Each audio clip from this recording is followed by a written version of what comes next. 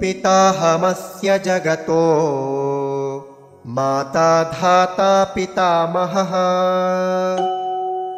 वेद्यं पवित्रमोंकार ऋक्सामयजुरेव च। पिता अहम् अस्य जगतः माता धाता पितामहः वेद्यं पवित्रम् ओंकारः ऋक् साम यजुः एव च। पिताहमस्य जगतो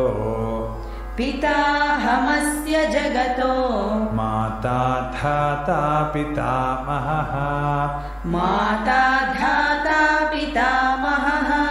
वेद्यं पवित्रमोंकार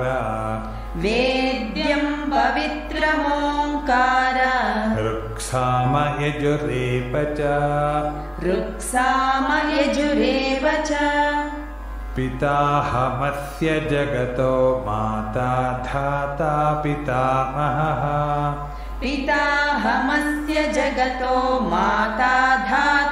पितामहः वेद्यं पवित्रमोंकार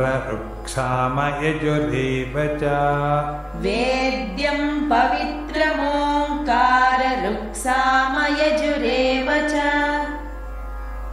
पिताहमस्य जगतो माता धाता पितामहः वेद्यं पवित्रमोंकार ऋक्साम यजुरेव च।